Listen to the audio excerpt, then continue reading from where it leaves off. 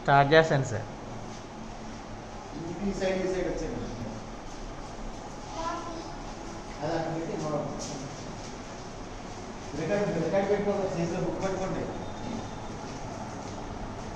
Audio record అవుతుంది sir, audio కూడా ఈ సైడ్ పడుతుంది.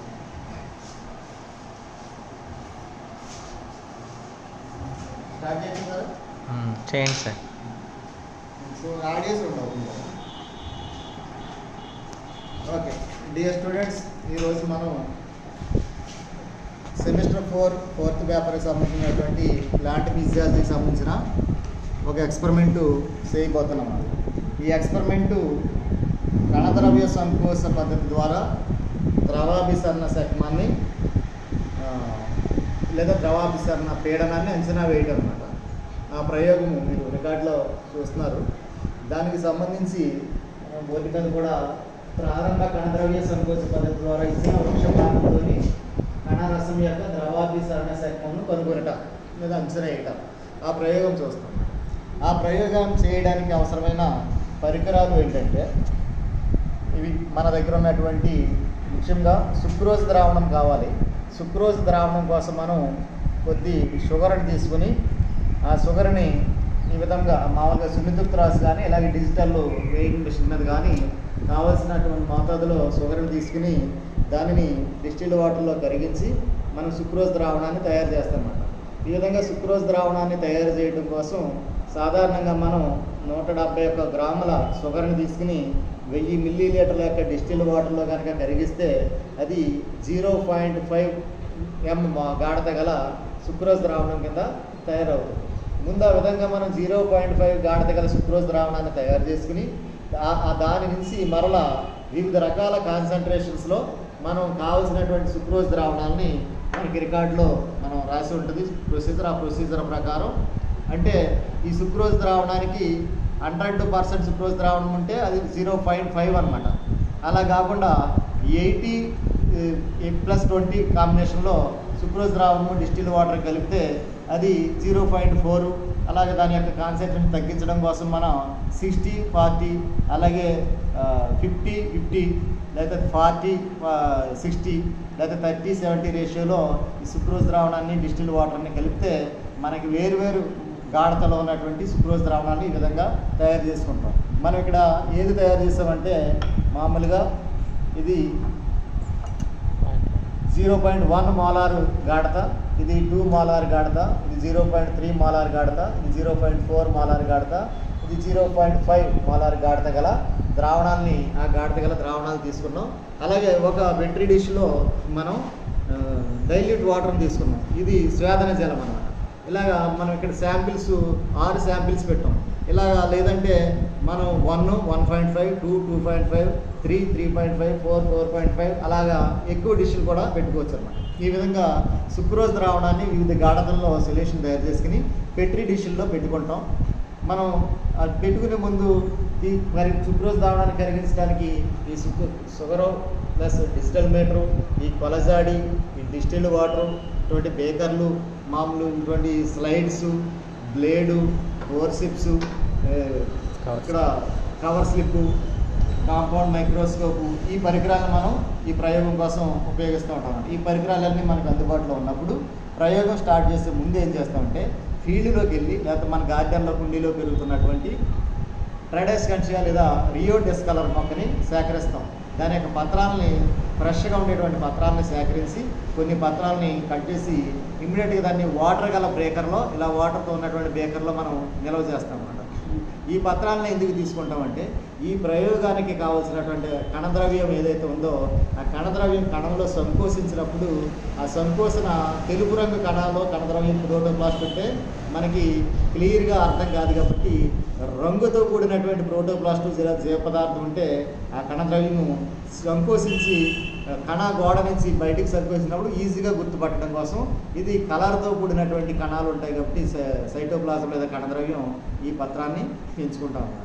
అది ఈ పత్రాన్ని ఎంచుకున్నప్పుడు ఇది మనకి ఓర్తో బాహ్యచలంలోనే మామూలు కలర్లో ఉంటుంది. ఇక్కడ అదో బాహ్యచలంలో ఈ కలర్ ఉంటుంది అన్నమాట. ఈ కలర్ ఏంటిది యాంథోసైనిన్ పిగ్మెంట్స్ ఉండడం వల్ల ఈ రంగు వస్తూ ఉంటుంది. అంటే ఈ లోయర్ ఎపిడర్మిస్లో అక్కడ ఉండేటువంటి కణాలకి ఆ కణాలలో యాంథోసైనిన్ పిగ్మెంట్ వర్ణద్రవ్యం ఉండడం వల్ల ఈ రంగు వస్తూ ఉంటుంది. అందుకని ఈ రంగు ఉండే కణాలను మనం తీసుకుని ప్రయోగం చేస్తే ఆ కణ గోడల నుంచి జీవ పదార్థం సంకోచించినప్పుడు అది ఆ సంకోచమైనటువంటి ఆ ముద్దను మనం క్లియర్గా గుర్తుపట్టడానికి ఈ లీఫ్ వాడతాం. అయితే ఈ ప్రయోగం ఎలా స్టార్ట్ చేయాలంటే ముందుగా చెప్పుకున్నట్టుగా మనం వివిధ గాఢతల్లో ఉన్నటువంటి సుక్రోజ్ ద్రావణాన్ని తయారు చేసి పెట్టుకున్నాం. తర్వాత ఈ పత్రాలను సేకరించాం. ఈ పత్రాలను సేకరించిన తర్వాత ఈ పత్రం యొక్క అడుగు భాగం నుంచి పీలికలు తీయాలి మనం. అంటే బాహ్య చర్మం పొరలు తీయాలి. ఆ బాహ్య చర్మం పొరలు తీయాలంటే అంటే పైతలం అయితే రాదు, లైట్ కలర్లో ఉంటుంది. కింద ఉన్న యాంథోసైనిన్ కలర్లో తీస్తే నడిమిని భాగంలో ఒక ఘాటు పెట్టి ఇలాగా బ్లేడ్తో అక్కడ ఫోర్సిప్స్తో కనుక ఘాటు పెట్టిన దగ్గర నుంచి ఇక్కడ ఈ పైన ఉండేటువంటి బాహ్య చర్మం పొర ఇలా తీస్తూ ఉంటే మనకి పీలికలు లాంటి పొరలు వస్తూ ఉంటాయి అన్నమాట. ఈ విధంగా చిన్న చిన్న పీలికలు వస్తూ ఉంటాయి. ఆ విధంగా మనం దీని నుంచి పీలికలు తీస్తే ఇలా ఆకుపచ్చని కణజాలం ఉంది కదా, ఈ ఆకుపచ్చని కణజాలం ఆ పీలికలతో రాకూడదు. ప్యూరు ఆ రంగులో తెలుపు రంగు లేకపోతే ఆ యాంథోసైనిన్ రంగు ఉన్నటువంటి పీలికే మనకి పొరలాగా అంటే బాహ్యచర్మం పొర మాత్రమే రావాలి. అలా వచ్చేటప్పుడు ఆ పొర ఒకే కణబంధంతో వచ్చేటట్టుగా మనం జాగ్రత్త పడాలి. ఉదాహరణకు దీనిలో చూడండి, ఈ విధంగా ఇలా ఆకుపచ్చని కణజాలంతో మనకి రాకూడదు అనమాట. ఆకుపచ్చని కణాలు ఉన్నటువంటి మందమైన కణాలు మనకి రాకూడదు. మనం తీసిన పొర ఏ విధంగా ఉండాలంటే చాలా పల్చటి పొర. అంటే మనం ఆల్రెడీ ఇందులో తీసేసాం, ఇది చూడండి, పల్చటి పొర, ఆకుపచ్చని కణజాలం లేనటువంటి ఈ పల్చటి పొరని మాత్రమే మనం పల్చగా వచ్చేటట్టుగా తీయాలి.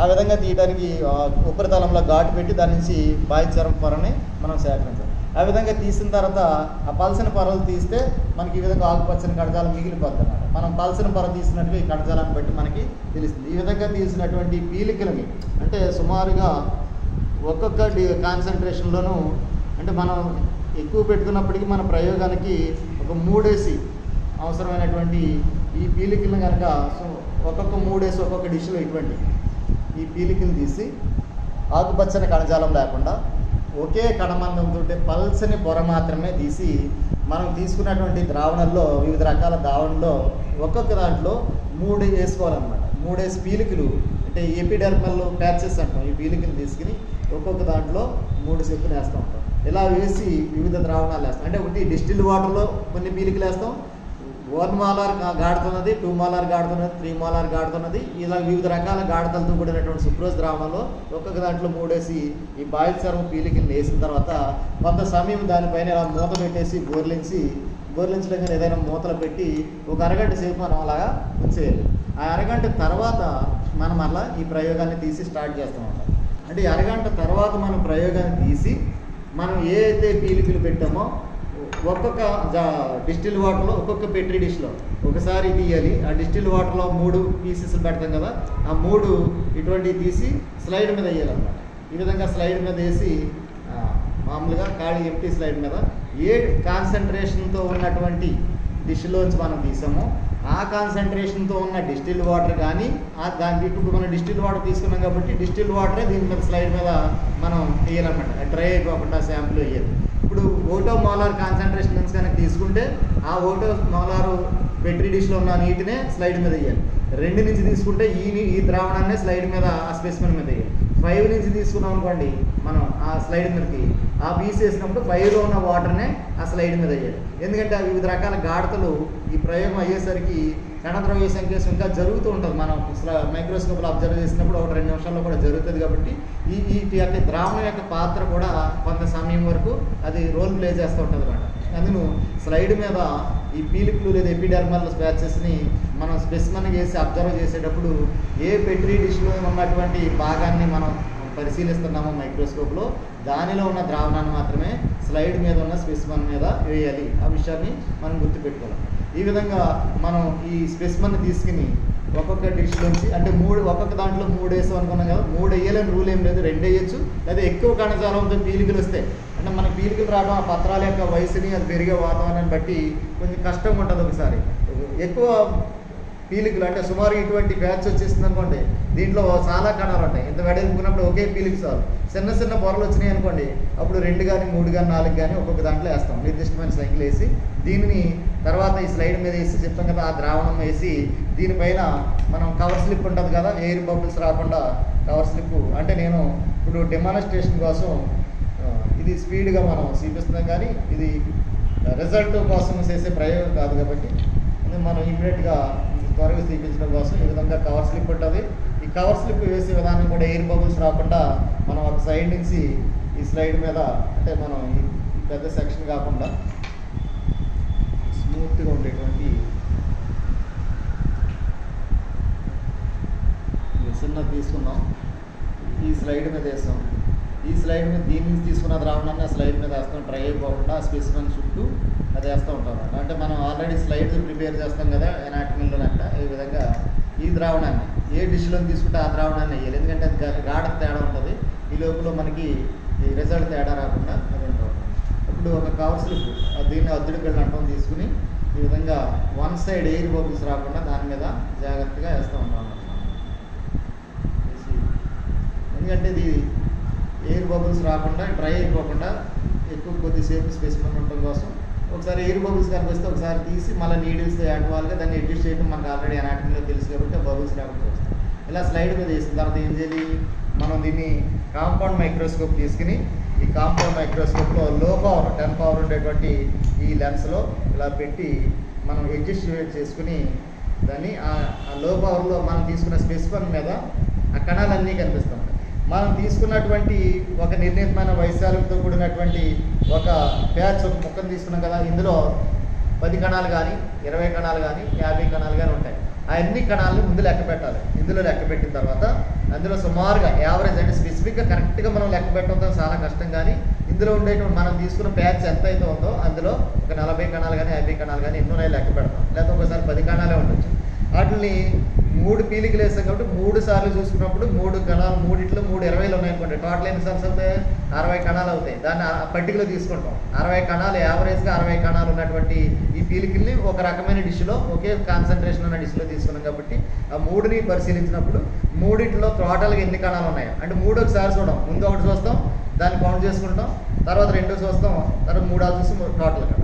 ప్రతిదీ చూసేటప్పుడు ముందు మైక్రోస్కోప్లో అబ్జర్వ్ చేసి అందులో ఎన్ని కణాలు ఉన్నాయో లెక్క పెట్టి ప్రతి కణంలోనూ కణద్రవ్య సంకోచం జరుగుతుంది. మనం భోజనం బొమ్మ వేసినట్టుగా కణములు కుడ్యం తెలిసి సెలవాల నుంచి దాంట్లో ఉండే జీవ పదార్థం కణద్రవ్య ముద్ద ఏదైతే ఉందో సంకోచించి మధ్యలోకి వస్తుంది, లేదా కణం నుంచి ఇడిపోయి విడిగా కనిపిస్తూ ఉంటాం. అది మనం స్పెసిఫిక్గా అక్కడ ఎక్స్ప్లెయిన్ చేస్తాం.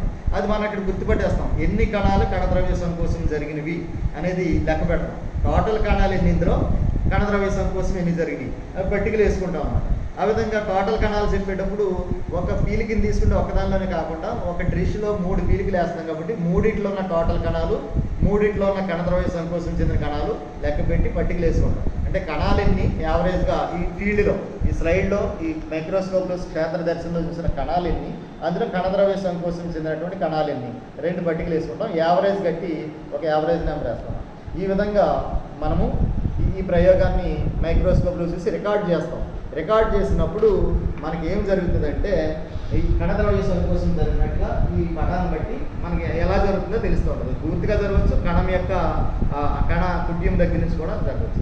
అయితే ఇక్కడ ఏం జరుగుతుంది, మనం వేరు వేరు గాఢతల్లో ఉన్నటువంటి ఈ సుక్రోజ్ ద్రావణాన్ని తీసుకున్నాం కాబట్టి ఒక్కొక్క గాఢతలోనూ ఒక రకమైన ప్రయోగం రిజల్ట్ మనకు వస్తూ ఉంటుంది.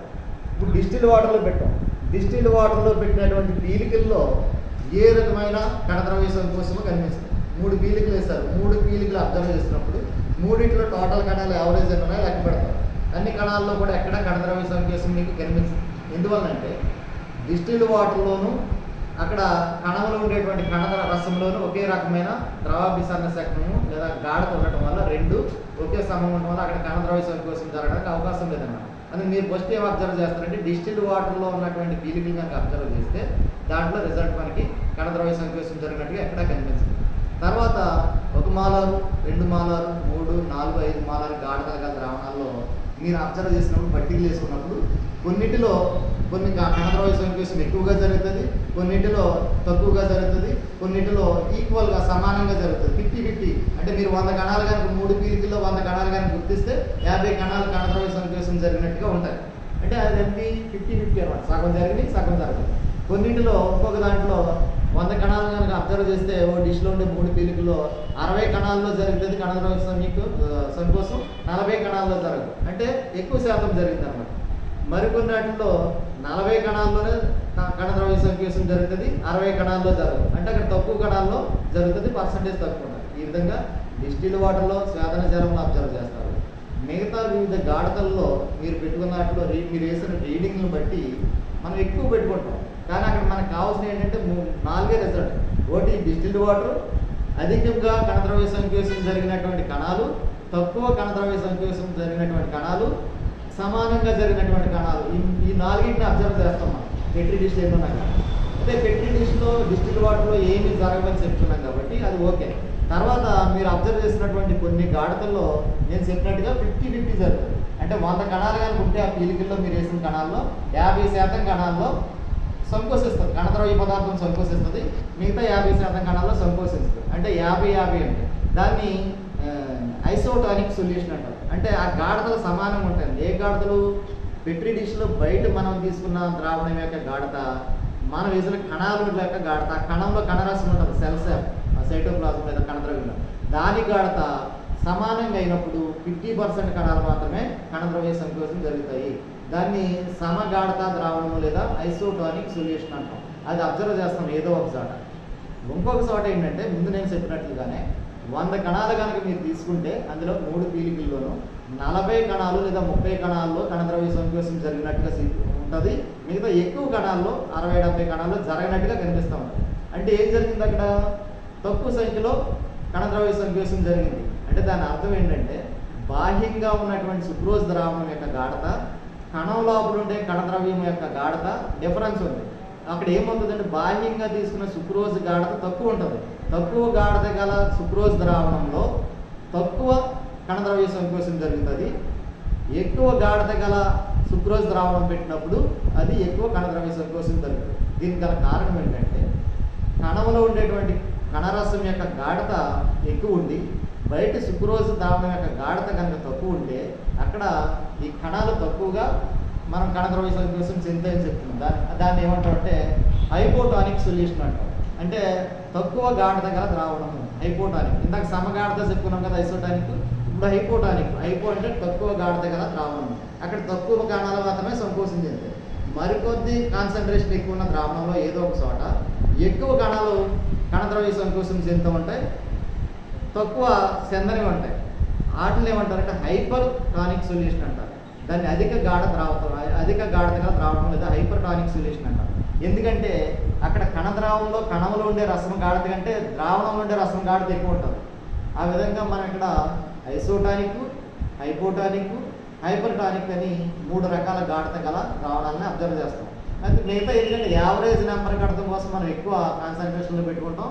నిజానికి మనం 3 కాన్సన్ట్రేషన్లు పెట్టుకుంటే సరిపోదు. Hypotonic, hyper tonic, isotonic. వీటితో పాటు కంట్రోల్ కోసం డిస్టిల్ వాటర్ కూడా అదనంగా పెట్టుకుని స్వేదన జలంలో జరగదు కాబట్టి ఏ విధమైన అక్కడ గాఢత లేదు కాబట్టి అటువంటి దాన్ని పెట్టుకుని ఈ విధంగా అబ్జర్వ్ చేస్తూ ఉంటాం. ఈ విధంగా ప్రయోగాన్ని చేసి ఒక టేబులర్ ఫామ్లో 0.5 కాన్సన్ట్రేషన్ దగ్గర ఎన్ని కణాలు అబ్జర్వ్ చేశారు, మొత్తం పెట్టిన ఎన్ని కణాలు కణద్రవ్య సంకోచం జరిగింది, పర్సంటేజ్ ఎంత, 0.4 మోలార్ దగ్గర టోటల్ కణాలు ఎన్ని అబ్జర్వ్ చేశారు, డిష్లో తీసి ఎన్ని కణాలు సంకోచం జరిగింది, యావరేజ్ 3 మాలిక్యూల్స్ దగ్గర 0.3 m దగ్గర ఎన్ని టోటల్ కణాలు ఎన్ని సంకోచం చెందిని, యావరేజ్ ఎంత, 0.2 మోలార్ దగ్గర టోటల్ కణాలు ఎన్ని పరిశీలించారు, ఎన్ని సంకోచం చెందిని, కణద్రవ్య సంకోచం యావరేజ్ ఎంత, 0.1 మోలార్లో టోటల్ సెల్స్ ఎన్ని, సంకోచం చెందిన ఎన్ని, పర్సంటేజ్ ఎంత. ఈ విధంగా టేబులర్ ఫామ్లో ఒక టేబుల్ని తయారు చేసి పరిశీలిస్తూ ఉన్నారు. మీరు పరిశీలిస్తే కనుక ఈ విధంగా నేను చెప్పినట్టుగా మీకు సమగాఢ ద్రావణం isotonic solution, hypotonic solution, hyper tonic solution ఇలా 3 వస్తాయి. డిస్టిల్ వాటర్లో పెట్టిన పీలికల్లో మాత్రం ఏ విధమైన కణద్రవ్య సంకోచము జరగదు. ఇప్పుడు ఈ కణద్రవ్య సంకోచం జరిగినట్టుగా ఏ విధంగా ఈ కణాల్లో గుర్తిస్తామనేది నేను ఒకసారి బోర్డు మీద ఎక్స్ప్లెయిన్ చేస్తాను. చూడండి, బోర్డు మీద చూడండి. మనం ఒక క్లస్టర్ తీసుకున్నాం కదా, ఒక పీలికని తీసుకున్నప్పుడు ఆ పీలికలో అనేక కణాలు ఉంటాయి. మనం ఇక్కడ 4 కణాలు చూపిస్తున్నాను చూడండి. అవి 100 ఉండొచ్చు, 50 ఉండొచ్చు. మీరు 3 పీలికలు వేస్తున్నారు, టోటల్ తీసుకుంటారు. ఒక్కొక్క ఎపిడర్మల్ పీల్లోనూ చిన్న ప్యాచ్లో చూడండి ఇక్కడ అన్ని ఒక 4 కణాలు ఉన్నాయనుకోండి. ఈ 4 కణాలు బయట మధ్యలో ఉంటుంది, రిక్తిగా ఉంటుంది. ఆ రిక్తికి చుట్టూ కణద్రవ్యం ఇదంతా. ఇది కణకుడ్యము సెల్ వాల్కి కణద్రవ్యానికి ఎక్కడ గ్యాప్ లేదు. అబ్జర్వ్ చేయి, గ్యాప్ లేకుండా ఫిల్ అయిపోయింది. టోటల్గా కణం నిండుగా ఫిల్ అయిపోయి మనకి జీవ పదార్థం లేదా కణద్రవ్యం కనిపిస్తూ ఉంటుంది. ఇటువంటి కణాలని మనం ఆ సొల్యూషన్లో వివిధ గాఢతలు వేసినప్పుడు కొంత సమయానికి ఇక్కడ అబ్జర్వ్ చేయండి, ఇక్కడ కణద్రవ్య సంకేతం జరుగుతున్నట్టుగా మనం పరిశీలించవచ్చు. చూడండి, ఈ కణకుడ్యం లేదా సెల్ వాల్ ఉంది కదా, ఈ సెల్ వాల్ దగ్గర నుంచి విడిపోయి మధ్యలో ఏమైంది, ప్రోటోప్లాస్ట్ షింకేజ్ అయింది, సంకోసం. కణద్రవ్యం అంటే ఇది ప్రోటోప్లాస్ట్, సెల్ ఎండ్లో ఉండే జీవ పదార్థం. సంకోసం అంటే సంకోచిస్తుంది అనమాట. ఈ విధంగా చిన్న ముద్ద వలె సంకోచించి ఈ గోడని విడిపోయి, అంటే కణం గోడ ఉంది కదా, కుడ్యం సెల్ వాల్ అంటాం, దాన్ని విడిపోయి మధ్యలోకి వచ్చేస్తాం. ఒక్కొక్కసారి టోటల్గా సంకోచించదు, ఈ అంచుల వద్ద సంకోచిస్తూ ఉంటుంది, విడిపోతుంటుంది. జీవ పదార్థం కణం నుంచి విడిపోయి వస్తుంది, దాన్ని కూడా సంకోచించేటట్టుగా మనం గుర్తిస్తాం, లెక్కలోకి తీసుకుంటాం. ఇలా టోటల్గా ఎక్కడ జరగకుంటుంటే దాన్ని జరగట్టుగా కణంగా తీసుకుంటాం. ఎక్కడైనా పూర్తిగా సంకోచించింది కణం ఖాళీగా కనిపిస్తుంది, ఈ విధంగా దీన్ని సంకోచం. లేదా ఇలా సగభాగం సంకోచించింది సెల్ వాల్ నుంచి విడిపోయి సగం జరుగుతుంటుంది, దాన్ని సంకోచం జరిగినట్టుగా లెక్కలోకి తీసుకోవాలి.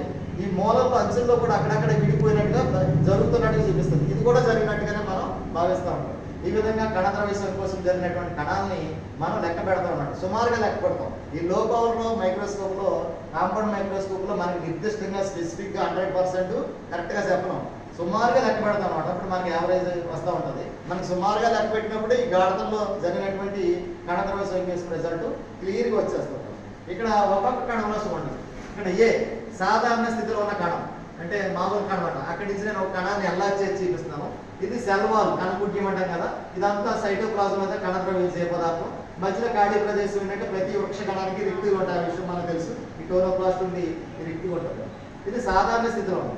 తర్వాత మనం వేసినటువంటి సొల్యూషన్స్ లో ఒకవేళ మనం ఇచ్చే గాఢతలకు అనుకూలంగా అది కనుక కణద్రవ్య సంకేతం జరిగితే కనుక ఇలా మొదలవుతుంటాం. ఇది బి, ప్రారంభ సంకోచ స్థితిలో, ఇన్సిపియట్ ప్లాస్మాసిస్ అంటాం, ప్రారంభ సంకోచ స్థితిలో ఉన్నదని. ఇక్కడ చూడండి, కణకుడ్యం నుంచి నెమ్మదిగా విడిపోతుంది, గ్యాప్ చేంజ్ చూడండి, ఈ గోడ నుంచి వచ్చింది. ఇక్కడ కూడా కార్నర్స్ లో గోడ నుంచి నెమ్మదిగా సంకోచం చెంది జీవ పదార్థం మధ్యకి సంకోచిస్తూ ఉందన్నమాట. ఇక్కడైతే ఫుల్గా ఉంది, కణాన్ని ఫిల్ చేసి ఇక్కడికి వచ్చేసరికి నెమ్మదిగా సంకోచం స్టార్ట్ అయింది. నెక్స్ట్ పేజ్ లో కొద్దిలో చూడండి, ఇంకా కణ గోడల్ని అంచులు వదిలేసి మొత్తం మ్యాక్సిమం సంకోచించి మధ్యలోకి వచ్చేందుకు ప్రయత్నం చేస్తున్నాం. మన తర్వాత దశలో సుమారుగా మొత్తం సెల్ వాల్స్ అన్నింటినీ బ్రేక్ చేసి వదిలేసి మొత్తం ప్యూర్ సంకోచించింది జీవ పదార్థం మీద ప్రోటోప్లాస్ట్ అంతా సంకోచించి ఒక చిన్న మాస్ మొత్తం వలె ఏదో ఒక చోట ఇమిడి ఉంటుంది అన్నమాట. అంటే ఇటువంటి కణం పూర్తిగా సంకోచం చెందింది, ఇది సంకోచం చెందుతున్న స్థితిలో ఉంది, ఇది అసలు ప్రారంభంలో ఉంది, అలా సంకోచమే చెందలేదు. అదే ఇక్కడ ఏ రేంజ్ లోనే దీన్ని సంకోచం చెందినట్టుగా పరిగణలో తీసుకుంటాం. మనం పెట్రీ డిష్ లో మైక్రోస్కోప్ లో అబ్జర్వ్ చేసినప్పుడు ఈ కొద్దిగా ప్రారంభ దశలో ఉన్న ఇలా జరిగినా కంప్లీట్ గా జరిగినా వీటిని సంకోచం చెందిన కణాల్లోనే కౌంట్ తీసుకుని యావరేజ్ లెక్క కడతాం అన్నమాట. సంకోచించకుండా ఇలా ఉన్నాయనుకోండి, కణద్రవ్య సంకోచం జరిగిన కణాలన్నీ ఎన్నో ఉన్నాయి, వీటిని లెక్క పెట్టి ఒక నెంబర్ తీసుకుంటాం. ఈ విధంగా ఎన్ని కణాలు ఉన్నాయో జరుగుతున్న కణాలను ఒక లెక్క తీసుకుని ఒక టేబుల్ ఫామ్ వేసి వాటికి యావరేజ్ కడితే నేను చెప్పినట్టుగా డిస్టిల్డ్ వాటర్లో కణద్రవ్య సంకోచం జరగదు. మామూలుగా 50-50 ఉన్నట్లో ఐసోటానిక్ సొల్యూషన్లో 50% కణాలు సంకోచం చెందితే 50% కణాలు సంకోచం చెందవు, దాన్ని ఐసోటానిక్ సొల్యూషన్ అంటారు. అక్కడ ద్రవాభిసరణ శక్మము ఈ రెండింటికి ఈక్వల్ అయిపోతుంది అన్నమాట, శక్మము లేదా పీడనం.